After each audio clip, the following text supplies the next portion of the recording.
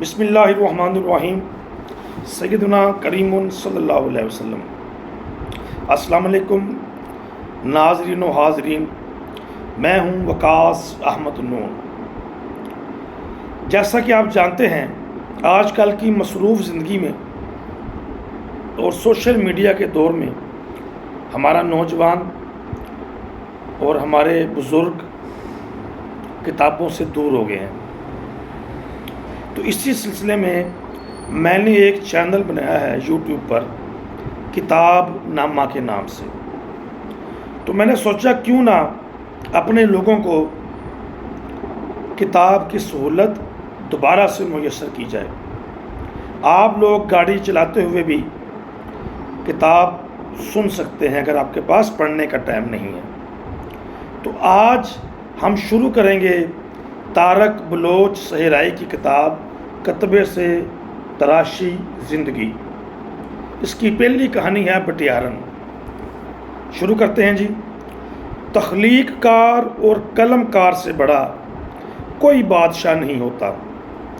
وہ خوابوں کے اڑن کھٹولے پر بیٹھا جہاں جانا چاہتا ہے وہیں پہنچ جاتا ہے۔ ماضی، حال، مستقبل اور کائنات کی ہر شے، ہر گوشے تک اس کی رسائی ہوتی ہے۔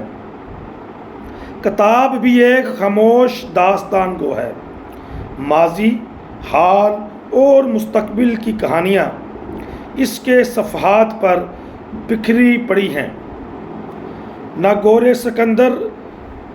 سکندر نہ ہے قبر دارا، نہ گور سکندر نہ ہے قبر دارا، بڑے بڑے نامی مٹ جاتے ہیں، قبروں تک کا نشان باقی نہیں رہتا۔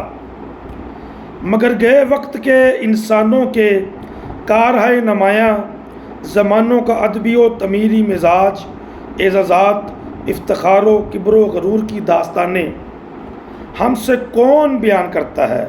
کوئی بھی تو نہیں۔ یہ اعزاز صرف اور صرف کتاب کو حاصل ہے، جس کا ورق ورق زمانوں کے خد و خال، عروج و زوال سے مزین ہم تک آن پہنچتا ہے۔ قلم کار کو کتاب سے بڑھ کر کوئی راستہ، کوئی وسیلہ دستیاب نہیں ہو سکتا جس پر چلتے ہوئے وہ آنے والے زمانوں تک پہنچ سکے۔ ایک وقت تھا جب داستان گو ہوا کرتے تھے۔ کہانی سننا، کہانی سنانا اور داستان گوئی ہماری ثقافت کا حصہ ہوا کرتی تھی۔ کسی بھی علاقے کے تہوار، رسم و رواج اور ثقافت اس علاقے کے رہنے والوں میں سانجھ اور خوشی و انبساط کے جذبے کو پروان چڑھاتے ہیں اور ان میں ہم آہنگی اور یکجائی کو مضبوط کرتے ہیں۔ جتنا آپ اپنی ثقافت، تہذیب اور رسم و رواج سے جڑے ہوں، اتنے ہی زیادہ محب وطن ہوں گے۔ اسی لیے ترقی یافتہ اقوام اپنی تہذیب و ثقافت کو بہت زیادہ اہمیت دیتی ہے۔ اساطیر اور داستانوں سے آدمی کا تعلق اتنا ہی پرانا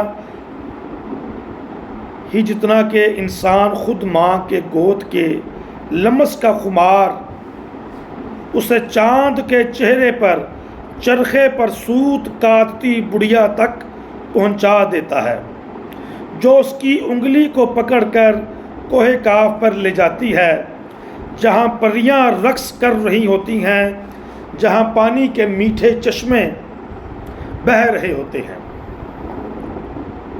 جہاں پنچھی لہراتے اور گاتے اڑ رہے ہوتے ہیں، جہاں مور مستی میں آ کر ناچتا ہے، جہاں صرف خوابوں کا بسیرا ہے، جہاں زندگی صرف خوشی و مسرت کا دوسرا نام ہوتی ہے، جہاں اسے بتایا جاتا ہے ہماری زمین کو بیل نے اپنے سینگوں پر اٹھایا ہوا ہے، اور جب وہ تھک جاتا ہے تو زمین کو دوسرے سینگ پر اٹھا لیتا ہے۔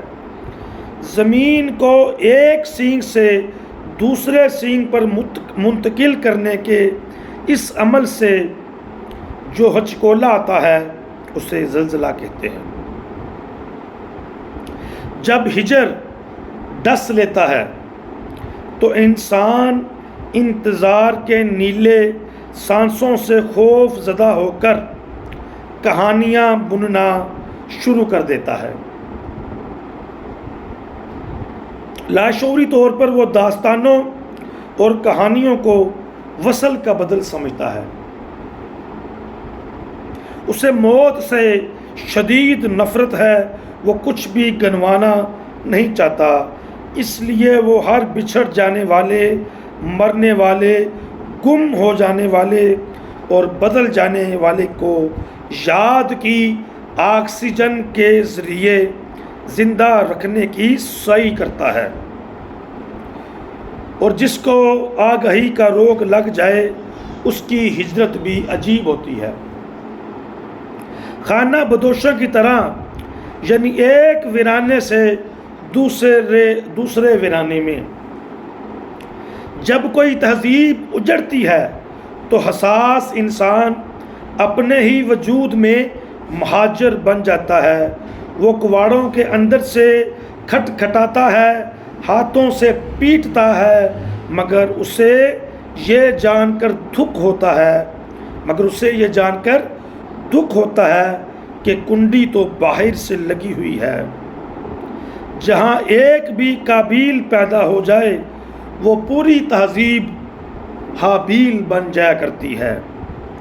داستان گوئی اور بت پرستی شاید انسان کی جبلت میں شامل ہے، اور ہر دور کے ہیر رانجھا کو کسی وارث شاہ کی آرزو رہتی ہے۔ کوئی بچھڑ جائے تو زندگی مکفل ہو جاتی ہے، درد آواز چھین لے تو الفاظ بے بسی کی آہ بن کر دلوں کو یوں چھوتے ہیں کہ ٹھہرا ہوا خون گردش کرنے لگتا ہے، اور متروک گنگ الفاظ پھر زندہ ہونے لگتے ہیں۔ حیف ہے اس دنیا پر جس نے وقت کو ماضی، حال اور مستقبل میں بانٹ دیا ہے۔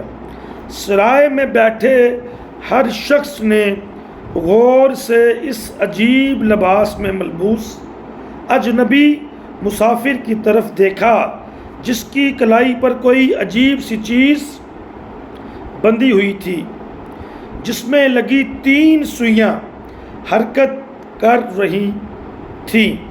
اس کا حلیہ مقامی لوگوں سے بہت مختلف تھا، یوں لگتا تھا جیسے وہ کئی قرنوں کا فاصلہ طے کر کے یہاں پہنچا تھا۔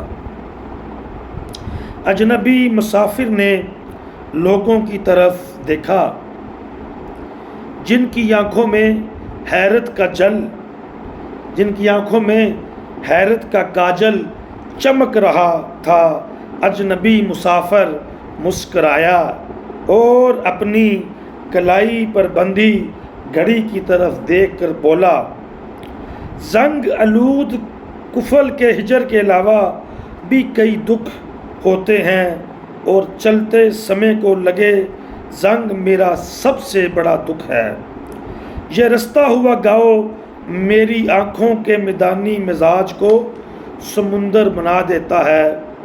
کاش انسان کو لمحوں میں پیار بھرنا آ جائے، پھر لمحے کیا، سال کیا، صدیاں روشن ہو جاتی ہیں، سمے خوشبو اور زندگی دھنک بن جاتی ہے۔ یہ الگ بات ہے کہ خوشبو کا اصل ادراک صرف خزاں گزیدہ ہی کو ہوتا ہے۔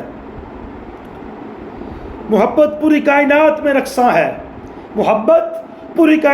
رقصاں ہے، جسے معلوم ہو جائے تو وہ دھوپ چھاؤں کو صرف برداشت ہی نہیں کرتا، لطف اندوز بھی ہوتا ہے۔